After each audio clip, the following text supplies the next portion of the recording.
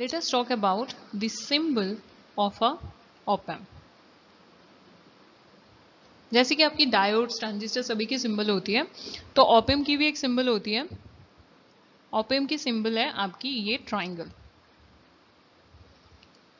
ये हो जाती है उसके आउटपुट पार्ट. ऑब्वियसली op-amp के इनपुट स्टेज में डिफरेंशियल एम्पलीफायर आता है, उसके पास 2 इनपुट्स हैं, तो इसके पास कितने इनपुट होंगे? 2 इनपुट होंगे. बट op-amp के सिंबल के हिसाब से नेगेटिव टर्मिनल ऊपर रहता है और पॉजिटिव टर्मिनल नीचे. फाइन. तो ये नेगेटिव टर्मिनल मतलब ये हो जाता है आपका इनवर्टिंग इनपुट और ये हो जाता है आपका नॉन इनवर्टिंग इनपुट.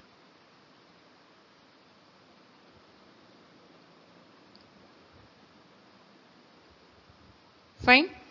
और ये जितने भी ट्रांजिस्टर्स है उसके बायसिंग के लिए एक प्लस चाहिए होगा और एक माइनस चाहिए होगा, तो ये है.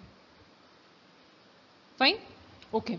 तो ये हो गया हमारा आउटपुट VO.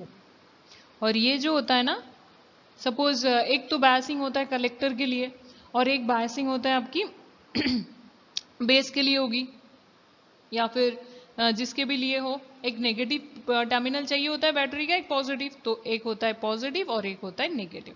फाइन. और अभी हम क्या देखेंगे? अभी हम देखेंगे कि इसका पिन डायग्राम, मतलब जो आपकी डायोड op-amp होती है. So far we have talked about the symbol of an op-amp. Now let us talk about the pin diagram of an op-amp. Actually, whenever we talk about the op-amp in real life, the op-amp is being represented by a chip. ये chip के through represented होता है. तो chip के पास बहुत सारे ऐसे pin होते हैं, ठीक है. तो हर एक पिन का एक अलग अलग फंक्शन होता है. तो दैट मीन्स अलग अलग पिन की जो पॉइंट है वो अलग अलग काम करता है. तो इसे हम कहते हैं पिन डायग्राम. एक्चुअली क्या होता है कि op-amp कैसा दिखता है? op-amp आपकी इस तरीके से दिखता है. एक चिप होता है, यहाँ पे एक साइन होता है और ये ऐसा दिखता है, ठीक है. और यहाँ पे एक सर्कुलर वाली साइन होती है और इसके दो साइड पे 4 करके पैर होते हैं ऐसे.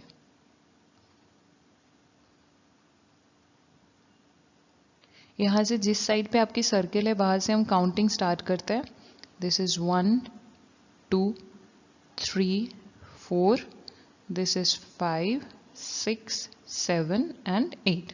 8 ऐसे पिन होते हैं. इसे हर एक को हम पिन कहते हैं. और ये जो सारे पिन्स है इसके अलग अलग फंक्शंस होते हैं हर एक पिन की, ठीक है.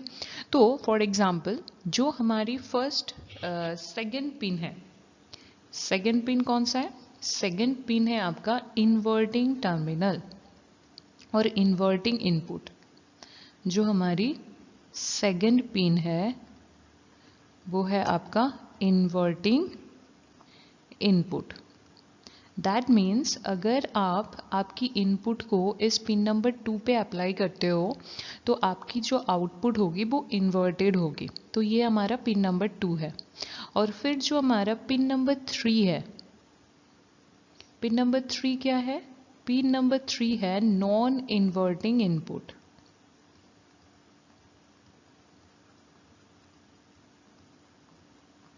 मतलब अगर आप इनपुट इस पिन नंबर 3 के साथ अटैच करो तो आपकी जो आउटपुट होगी वो नॉन इन्वर्टिंग होगी, ठीक है. और आउटपुट हम कहाँ से देखेंगे? आउटपुट की जो हम कनेक्शन करेंगे, आउटपुट की कनेक्शन हम हमेशा पिन नंबर 6 से करेंगे. जो हमारी पिन नंबर 6 होगी आउटपुट की कनेक्शन हमेशा वहाँ से होगी. दैट मीन्स पिन नंबर 6 क्या रिप्रेजेंट करता है? पिन नंबर 6 हमारा रिप्रेजेंट करता है आउटपुट. तो जब भी हम आउटपुट को देखेंगे कहाँ से देखेंगे? पिन नंबर 6 से. और इसी वजह से जब हमने सिंबल दिया था तब माइनस साइन ऊपर आया था, क्योंकि इन्वर्टिंग टर्मिनल ऊपर आया था, क्योंकि इन्वर्टिंग इनपुट होता है आपका 2, माइनस साइन, और प्लस साइन होता है नॉन इन्वर्टिंग इनपुट. इसलिए सिंबल में माइनस ऊपर आता है एंड प्लस नीचे आता है. फाइन. तो अभी क्या करेंगे? अभी बाकी जो पॉइंट्स है उसको देखेंगे. तो जो आपकी 4 है, टर्मिनल नंबर 4, और जो आपकी 7 नंबर है, क्योंकि हमें पता है op-amp में बहुत सारे आपके क्या होते हैं? op-amp में बहुत सारे ट्रांजिस्टर्स होते हैं, क्योंकि op-amp बेसिकली एम्पलीफायर। तो जब इसके अंदर ट्रांजिस्टर है तो ऑब्वियसली इसको बायसिंग देना होगा। तो बायसिंग मतलब एक बैटरी को कनेक्ट करना होगा, और जब भी हम बैटरी को कनेक्ट करेंगे तो ऑब्वियसली बैटरी की जो पॉजिटिव टर्मिनल होगी उसको एक साइड में कनेक्ट करना होगा। तो जो 7 नंबर पिन होता है उसमें हम बैटरी की पॉजिटिव को कनेक्ट करते हैं, या फिर जिसे हम कहते हैं V+ VCC, और जो 4 नंबर टर्मिनल होता है उसे हम बैटरी की नेगेटिव को कनेक्ट करते हैं, और जिसे हम कहते हैं माइनस नेगेटिव टर्मिनल या फिर -VCC। दैट मीन्स जो भी हम कनेक्शन देंगे, पावर देंगे अपने ऑप एम्प को, उस ऑप एम्प को पावर कौन से पिन के थ्रू देंगे? पिन नंबर 4 बैटरी की नेगेटिव को कनेक्ट करेंगे, और पिन नंबर 7 बैटरी की पॉजिटिव को कनेक्ट करेंगे। फाइन। और हमें क्या पता है, एक ऑफसेट वोल्टेज होता है, मतलब अगर आपकी इनपुट, ठीक है, अगर आपकी इनपुट 0 है, इवन देन अगर आपके आउटपुट में कुछ वोल्टेज आ जाता है तो उसे हम कहते हैं ऑफसेट वोल्टेज। तो जब आपके आउटपुट में सपोज +2 वोल्ट आ गया तो उसे हमें क्या करना होता है? आउटपुट को कोई भी एक्सपेरिमेंट स्टार्ट करने से पहले ऑप एम्प के आउटपुट को हमें क्या करना होता है? 0 करना होता है। तो अभी इनिशियली ऑप एम्प के आउटपुट में अभी क्या है? +2 वोल्ट। इसे हम क्या कहेंगे? ऑफसेट वोल्टेज, क्योंकि हमने इनपुट में कोई भी वैल्यू ऐड नहीं की है। तो जब इनपुट में कोई भी वैल्यू नहीं है, दोनों टर्मिनल्स में आपने कोई भी वैल्यू नहीं दिया है, इनपुट में कोई नहीं वोल्टेज नहीं है, फिर भी अगर आप आउटपुट में आपकी वोल्टेज आ जाती है तो उसे हम कहते हैं आउटपुट ऑफसेट वोल्टेज। तो इनिशियली आइडियल सिचुएशन क्या होता है कि आपकी जो आउटपुट है उसमें वोल्टेज क्या रहे? 0 रहे, जब हम इनपुट में कोई भी वोल्टेज अप्लाई नहीं कर रहे। बट क्योंकि सिस्टम में प्रॉब्लम होती है, प्रैक्टिकली क्या होता है, आउटपुट में एक वोल्टेज आ जाता है, तो उस वोल्टेज को नलिफाई करने के लिए हमें इनपुट में एक वोल्टेज देना होता है कि सपोज आउटपुट में आपकी +2 वोल्ट आ रही है, तो उसको नलिफाई करने के लिए हमें इनपुट में एक सिमिलर ऑपोजिट वोल्टेज देना होगा -2 वोल्ट। तो जब हम इनपुट में एक वोल्टेज को अप्लाई करेंगे -2 वोल्ट, दैट मीन्स एक बैटरी को अप्लाई कर रहे हैं, तो उस बैटरी की पॉजिटिव एंड नेगेटिव टर्मिनल को हम कहाँ पे कनेक्ट करेंगे? इस 1 and 5 पिन के बीच। ठीक है, तो इसीलिए 1 and 5 को हम क्या कहते हैं? 1 and 5 को हम कहते हैं offset null.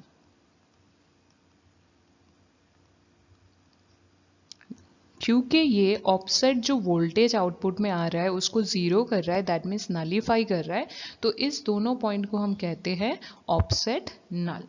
Fine. So this is the pin diagram. Pin diagram बहुत इंपॉर्टेंट है, एंड ये जो 8 नंबर टर्मिनल है ये बेसिकली कुछ नहीं करता, बट पिन की जो सिमेट्री इस साइड में 4 है, इसलिए हम इस साइड में भी 4 पिन्स ऐसे रखते हैं, बट 8 टर्मिनल की कोई वैल्यू नहीं है और कोई काम नहीं है। फाइन।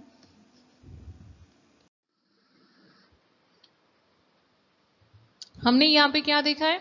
हमने यहाँ पे एक ओपन लूप एम्पलीफायर को लिया है। ओपन लूप क्यों है? जैसे कि नॉर्मल एम्पलीफायर में इनपुट के ऊपर आउटपुट डिपेंड करता है, बट इनपुट आउटपुट के ऊपर डिपेंड नहीं करता, तो उसे हम कहते हैं ओपन लूप एम्पलीफायर। तो यहाँ पे भी आप देखो, जो हमने एम्पलीफायर लिया हुआ है उसमें आउटपुट इनपुट के ऊपर डिपेंड कर रहा है, बट इनपुट आउटपुट के ऊपर डिपेंड नहीं कर रहा है, क्योंकि हमने फीडबैक के जैसे आउटपुट से कोई कनेक्शन नहीं लिया है। फाइन।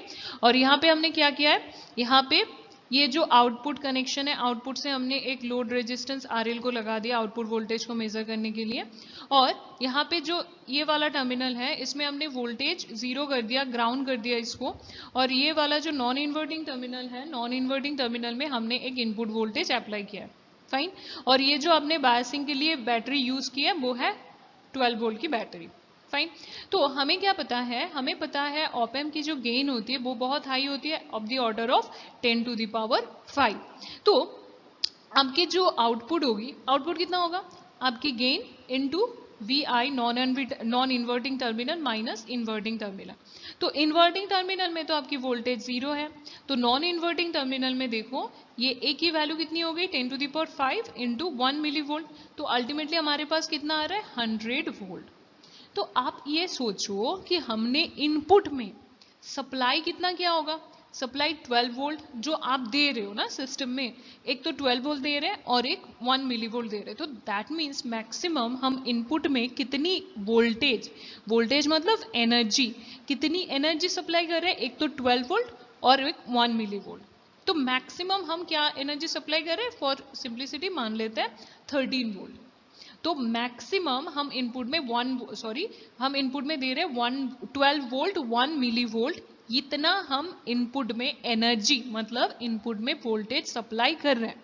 बट आउटपुट में कितना आ गया, 100 वोल्ट। ऐसा तो हो नहीं सकता कभी, क्योंकि इनपुट में आप जितनी एनर्जी सप्लाई करो, वोल्टेज सप्लाई करो मतलब एनर्जी सप्लाई करो, कभी भी आपकी जो आउटपुट की एनर्जी है वो इनपुट के एनर्जी से ज्यादा हो ही नहीं सकती। क्योंकि आप इनपुट में max to max 12 volt apply कर रहे हो, तो फिर आपकी आउटपुट 12 वोल्ट से ज्यादा कभी नहीं हो सकता। तो हमेशा आपकी आउटपुट मैक्सिमम कितनी होगी, 12 वोल्ट होगी। हालांकि यहाँ पे कैलकुलेशन के थ्रू आपके पास आए 100 वोल्ट, बट 100 वोल्ट कभी नहीं हो सकता, क्योंकि एनर्जी कभी जनरेट हम नहीं कर पाते, एक फॉर्म से दूसरी फॉर्म पे जस्ट ट्रांसफर होती है। और इनपुट में आप लॉ ऑफ कंजर्वेशन एनर्जी कहता है कि इनपुट में जितना एनर्जी आप दे रहे हो आउटपुट में उससे कम मिल सकता है, क्योंकि कुछ एनर्जी आपकी लॉस होगी। बट इनपुट में आप जितना दे रहे हो आउटपुट में उससे ज्यादा एनर्जी हमें कभी नहीं मिल सकता। बट यहाँ पे हमें कैलकुलेशन से 100 वोल्ट मिला है, बट अल्टीमेटली हमें 100 वोल्ट आउटपुट कभी नहीं मिल सकता। मैक्सिमम कितना आएगा, 12 वोल्ट आएगा, उससे ज्यादा तो इनपुट में आपने सप्लाई नहीं किया है। तो इनपुट में अपने मैक्सिमम 12 वोल्ट को सप्लाई किया, तो आउटपुट मैक्सिमम आपकी 12 वोल्ट हो सकती है, 12 वोल्ट से ज्यादा कभी नहीं हो सकती। तो दैट मीन्स अगर हम इसको प्लॉट करें, सपोज आपने इन्वर्टिंग टर्मिनल पे नॉन इन्वर्टिंग टर्मिनल, इस पे आपने एक वोल्टेज दिया है VI। तो ये वोल्टेज है आपका ऐसा, इसकी जो मैक्सिमम वैल्यू है, this value is 1 milli volt. Maximum जो एम्पलीट्यूड 1 मिली वोल्ट था। तो यहां पे क्या होगा, यहां पे सपोज जो आपके आउटपुट है, आउटपुट को हम ड्रॉ कर रहे हैं टाइम के साथ। फाइन, जब हम आउटपुट को टाइम के साथ ड्रॉ करेंगे तब क्या होगा, आउटपुट की एक रेंज है। फर्स्ट रेंज क्या है, ऊपर मैक्सिमम कहां तक जा सकता है 12 वोल्ट, नीचे मैक्सिमम कहां तक 12 वोल्ट। तो पहले जब आपकी इनिशियली क्या हो जाएगा, इनिशियली आपकी वोल्टेज तो इंक्रीज होगी, बट हमने कैलकुलेट करके क्या देखा, 100 वोल्ट तक हो सकता है।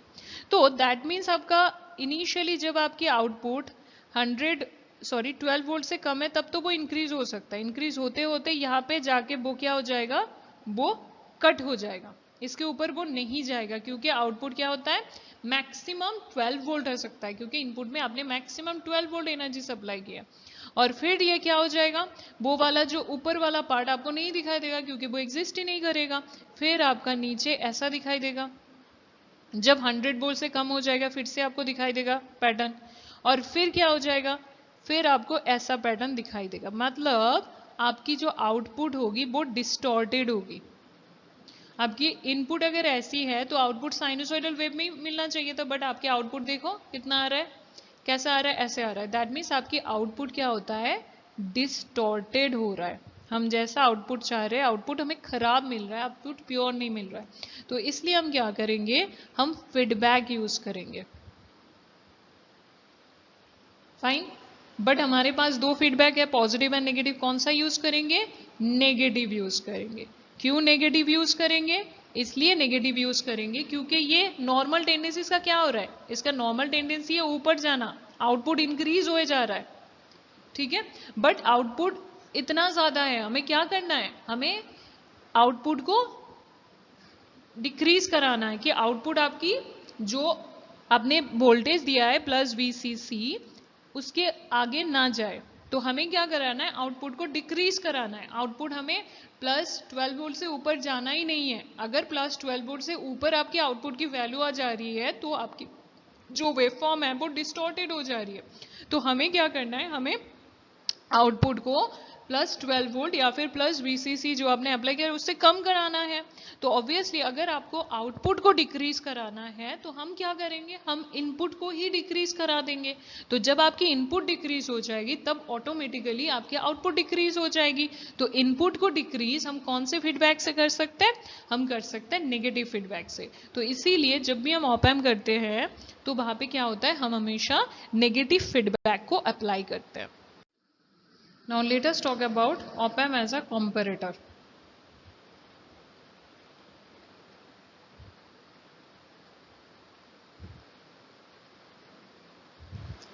तो जब भी हम op amp को एज अ कंपैरेटर यूज करेंगे, कंपैरेटर मतलब ये कैसे यूज होगा, ये एज अ कंपैरिजन के लिए यूज होगा। मतलब एक हमारे पास रेफरेंस होगी, सपोज हमने इस रेफरेंस वोल्टेज को यहाँ पे अप्लाई कर दिया है। Suppose this is the V reference, this is V output, fine. और ये हमारा है प्लस VCC और ये है माइनस VCC।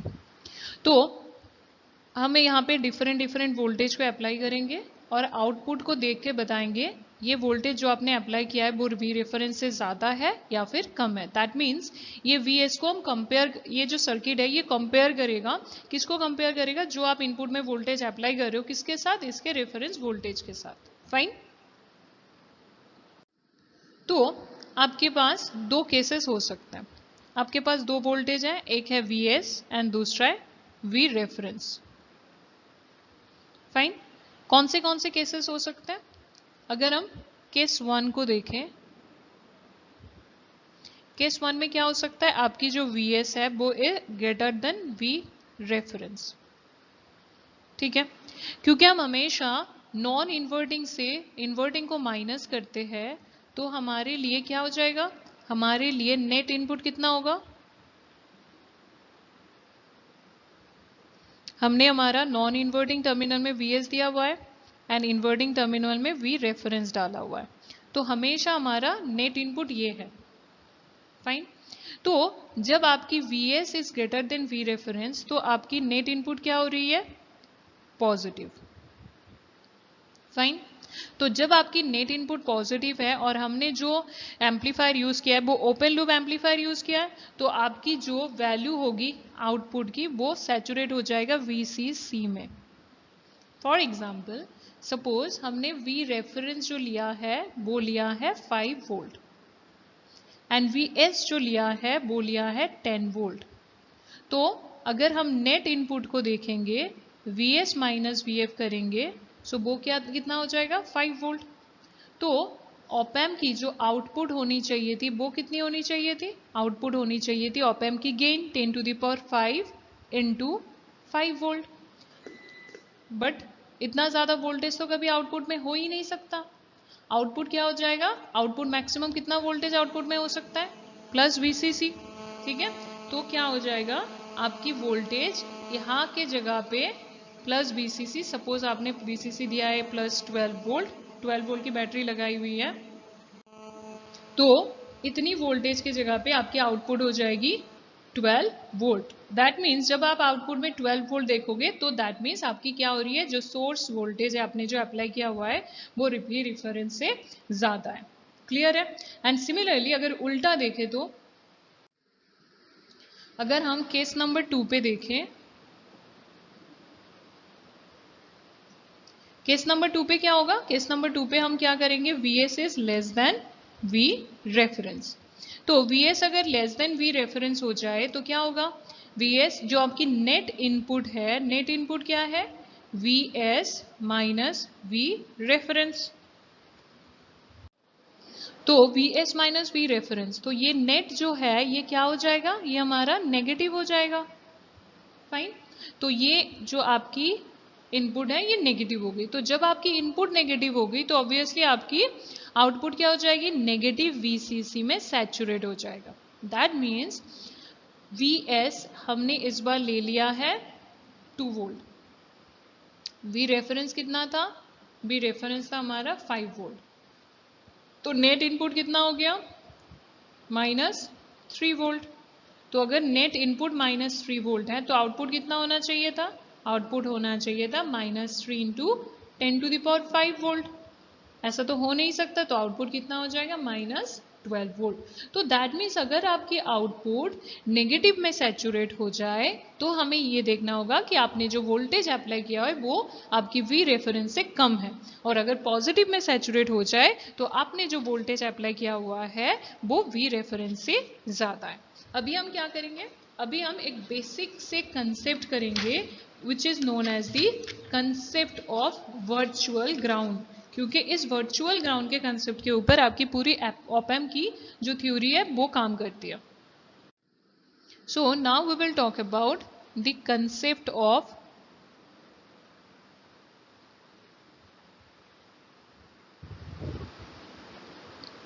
Virtual ground. ये सबसे इंपॉर्टेंट कंसेप्ट है आपके ऑप-एम्प के लिए। फाइन। तो आपको तो ये पता ही चल रहा है ग्राउंड करेंगे, ग्राउंड मतलब हम V = 0 के बारे में बात करेंगे, बट ये रियलिटी में नहीं होगा, ये वर्चुअली होगा, ऐसा फील होगा। तो ये कैसे करेंगे? सपोज हमारे पास एक ऑप-एम्प है, ऑप-एम्प की ये आउटपुट है और ऑप-एम्प के 2 टर्मिनल्स है। This is the non inverting terminal, this is the inverting terminal, and this is the output. Fine. और इस ऑप-एम्प की जो गेन है A वो बहुत हाई है, हमें तो पता ही है। तो हमें क्या पता है? Output V output divided by V input. Net input कितना होता है? हमेशा नॉन इन्वर्टिंग माइनस इन्वर्टिंग। ये कितना हो जाएगा? ये गेन हो जाएगा A। तो अगर हम आउटपुट को लिखेंगे, output is equals to A into V1 minus V2। Fine. अभी आप ये देखो, आपकी जो गेन है आइडियली ये गेन जो है ये 10⁵ है। 10⁵ मतलब बहुत हाई गेन। फाइन। इतनी हाई गेन है कि आइडियली हम इसको मानते हैं इन्फिनिटी। तो अगर ये इन्फिनिटी हो जाए तो दैट मीन्स ये वाला जो पूरा पार्ट है ये क्या हो जाएगा? Infinity.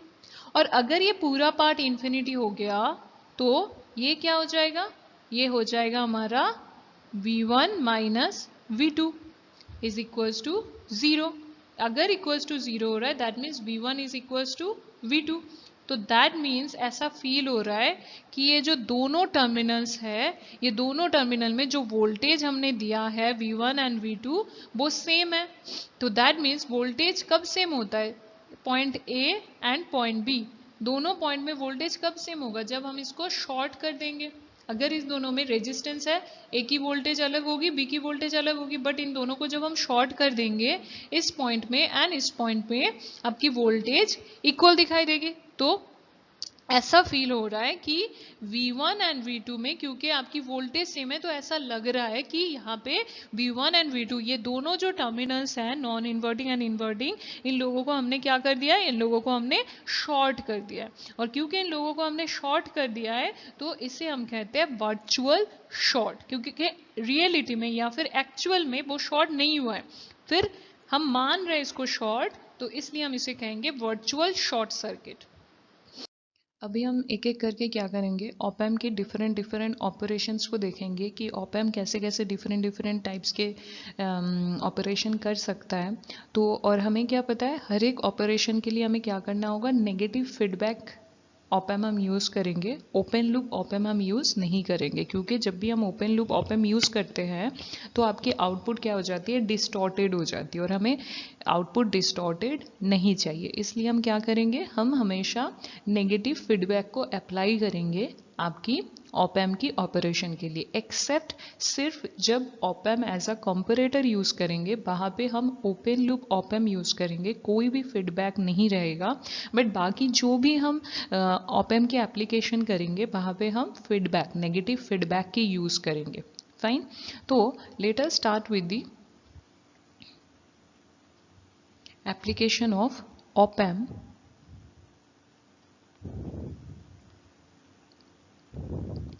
as an inverting amplifier.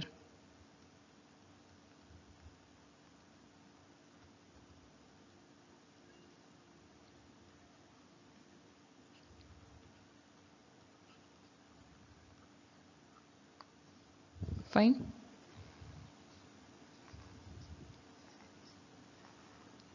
Okay, तो पहले इसकी सर्किट डायग्राम को देख लेते हैं। तो सिंपल हम क्या करेंगे, पहले एक ऑप एम्प को ड्रॉ करेंगे।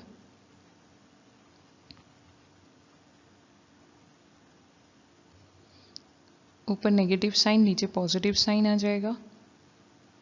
ये हो गया इसका आउटपुट, और फिर इसके इनपुट में रेजिस्टेंस आएगा। फाइन। और क्योंकि इसको हम इन्वर्टिंग एम्पलीफायर के हिसाब से यूज़ करेंगे, तो ऑब्वियसली जो हम आपकी इनपुट प्रोवाइड करेंगे वो इनपुट कौन से टर्मिनल में होगी, वो इनपुट आपकी इन्वर्टिंग टर्मिनल में होगी, क्योंकि हम ऑप एम्प को as a inverting amplifier use करेंगे। Suppose this is our Vs, and तब हम क्या करेंगे, इसके जो नॉन इन्वर्टिंग टर्मिनल है उसको हम क्या कर देंगे, ग्राउंड कर देंगे। तो नॉन इन्वर्टिंग टर्मिनल में आपकी वोल्टेज कितनी हो गई, 0 हो गई, क्योंकि उसको हमने ग्राउंड कर दिया। और जो भी हम करेंगे यहाँ पे एप्लीकेशन, उसमें क्या करेंगे, नेगेटिव फीडबैक को यूज़ करेंगे। फीडबैक करना मतलब आउटपुट से, ये आपकी आउटपुट है V आउटपुट, आउटपुट की एक पोर्शन को हम क्या करेंगे, इनपुट है इस टर्मिनल में, इनपुट में फीडबैक करेंगे। किसके थ्रू फीडबैक करेंगे, एक फीडबैक नेटवर्क के थ्रू। और नॉर्मली फीडबैक नेटवर्क किससे बनती है, रेजिस्टेंस से बनती है। तो ये रेजिस्टेंस क्या करेगा, ये resistance as a feedback resistance के हिसाब से काम करेगा। So this will act as a feedback resistance. Fine. और ये आपकी नॉर्मल रेजिस्टेंस हमने अप्लाई की है, ये आपकी इनपुट सोर्स है, और ये यहाँ से हम क्या मेजर करेंगे, वोल्टमीटर को अप्लाई करके यहाँ से हम आउटपुट को मेजर करेंगे। फाइन। तो this is the circuit of the op amp as an inverting amplifier. जब करेंगे ये हमारी सर्किट है। फाइन। और ये फीडबैक क्यों है, क्योंकि हमने इसको आउटपुट एंड इनपुट के बीच कनेक्ट किया। फाइन। तो नाउ हमें क्या पता है, हमें पता है A is the open loop gain of the op amp. और ऑप एम्प की जो ओपन लूप गेन होता है वो बहुत हाई होता है, of the order of 10 to the power 5। Fine. तो अगर आप देखो यहाँ पे हम क्या करेंगे, आपकी इनपुट नेट, जो आपकी इनपुट है, नेट इनपुट यहाँ पे कितना हो रहा है, इस पॉइंट में। सपोज इस पॉइंट में जो वोल्टेज ड्रॉप आपकी हो रही है वो वोल्टेज ड्रॉप है V2, और इस पॉइंट में सपोज हमारी वोल्टेज है V1। let us assume that at the point A the voltage is V2 and at the point B the voltage is V1। Fine. तो हमें क्या पता है, नेट इनपुट, नेट इनपुट हम देखते हैं ऑप एम्प में। तो नेट इनपुट क्या हो रहा है, हमेशा नॉन इन्वर्टिंग माइनस इन्वर्टिंग होता है। फाइन। तो अगर नॉन इन्वर्टिंग माइनस इन्वर्टिंग होता है, तो यहाँ पे आपकी जो नेट इनपुट है, नेट इनपुट कितना हो रहा है, net input at the op amp is V1 minus V2। Fine. तो आउटपुट को हम क्या लिख सकते हैं, आउटपुट क्या हो जाएगा, आउटपुट आपकी V output is equal to A gain of the amplifier into V1 minus V2। Fine.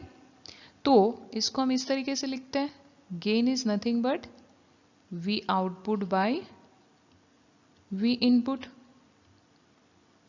Fine. तो हमें क्या पता है, गेन बहुत हाई है, gain is of the order of 10 to the power 5। तो आइडियली इस गेन को हम क्या मान सकते हैं, ideally let us assume that the gain is infinity। तो ये साइड अगर इन्फिनिटी हो गया तो ये साइड भी क्या हो जाएगा, इनफाइनाइट। तो अगर इसको इनफाइनाइट होना है तो ये पार्ट क्या हो जाएगा, 0। तो यहाँ पे क्या हो रहा है, V1 minus V2 is equals to 0। Fine. But यहाँ पे क्या हो रहा है, V1 is equals to V2। और हमने जो V1 लिया था that means non inverting terminal में हमने कितना वोल्टेज अप्लाई किया था, 0। तो फिर आपकी V2 जो टर्मिनल हो रही है इन्वर्टिंग पॉइंट में भी 0 आ रही है। फाइन। इसका मतलब क्या हो रहा है? इसका मतलब आपका ये हो रहा है कि ये जो हमारी ऑप एम्प है ये नेगेटिव, ये पॉजिटिव, तो इसमें हमने एक रेजिस्टेंस को अप्लाई करके सोर्स को अप्लाई किया हुआ है Vs, और इसमें हमने क्या कर दिया है, इसमें हमने ग्राउंड कर दिया है। सो दिस टर्मिनल, इस टर्मिनल में हमारा वोल्टेज कितना है V2 और इस टर्मिनल में वोल्टेज है V1। और यहाँ पे हमने क्या किया है, यहाँ पे हमने एक रेजिस्टेंस जो है आपकी फीडबैक रेजिस्टेंस, इसको आउटपुट से लेके हमने अटैच कर दिया है। सो दिस इज RF। फाइन। तो ये है आपका आउटपुट VO। बट अभी अभी हमने क्या देखा कि V1 जो पॉइंट है और V2 जो वोल्टेज है इस पॉइंट में, this is suppose point A and point B, दोनों इक्वल वोल्टेज में होते हैं हमेशा, वर्चुअल शॉर्ट सर्किट बोलो या फिर वर्चुअल शॉर्ट सर्किट की वजह से। फाइन। तो यहाँ पे तो आपकी V1 की जो वैल्यू है वो 0 है, तो V2 की वैल्यू क्या हो गई, 0 हो गई। तो दैट मीन्स इस पॉइंट में आपकी वोल्टेज हो गई 0, और जिस पॉइंट में वोल्टेज 0 हो जाता है उसको हम क्या मानते हैं, उसको हम ग्राउंड मानते हैं। फाइन। तो आपकी जो V2 पॉइंट है वो ग्राउंड पे है। फाइन। बट ये वर्चुअल ग्राउंड क्यों है? वर्चुअल ग्राउंड इसलिए है कि अगर आप लोगों को याद है, ग्राउंड मतलब ग्राउंड आपकी वो होती है क्योंकि हमने अर्थ को ग्राउंड मानते हैं, क्योंकि सारी जो करंट है वो अर्थ में एंटर हो जाती है। जब भी हम कोई भी वोल्टेज को 0 मानते हैं दैट मीन्स वहाँ पे infinite amount of current pass हो सकता है बट उसकी वोल्टेज हमेशा 0 रहेगा। इसका मतलब होता है ग्राउंड, क्योंकि अर्थ को हम ग्राउंड मानते हैं। ठीक है। सारा जो करंट है वो अर्थ में लाइटनिंग के टाइम पे आ जाता है, फिर भी अर्थ की जो वोल्टेज है उसकी वोल्टेज हमेशा 0 रहता है। तो इसलिए हम इस कंसेप्ट को ग्राउंड कहते हैं। दैट मीन्स जहाँ पे भी आपकी वोल्टेज 0 हो जाए वहाँ पे बहुत ज़्यादा करंट फ्लो हो सकता है। बट एक्चुअली में यहाँ पे देखो, ऑप एम्प की जो इनपुट इम्पिडेंस होती है, ऑप एम्प की जो इनपुट इम्पिडेंस होती है वो बहुत हाई होता है। एंड आइडियली ऑप एम्प की इनपुट इम्पिडेंस इनफाइनाइट हम मान सकते हैं। तो अगर ऑप एम्प की इनपुट इम्पिडेंस इनफाइनाइट है, मतलब रेजिस्टेंस, सिंपली हम बोल सकते हैं रेजिस्टेंस इनफाइनाइट है, तो दैट मीन्स इसके इनपुट में बहुत ज़्यादा ऑपोजिशन है करंट की तरफ।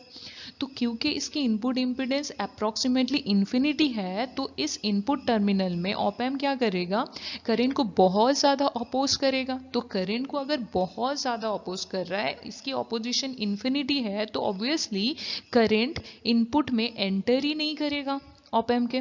रेदर करंट क्या होगा, करंट आपकी इस तरीके से इस रेजिस्टेंस के थ्रू चला जाएगा। फाइन। क्योंकि ऑप एम्प की इनपुट इम्पिडेंस हाई है, तो दैट मीन्स ये एक ऐसा ग्राउंड है जिस ग्राउंड पे नॉर्मली कोई करंट पास नहीं हो रहा है। तो इसी वजह से इसको हम क्या कहेंगे, इसको हम कहेंगे वर्चुअल ग्राउंड। फाइन।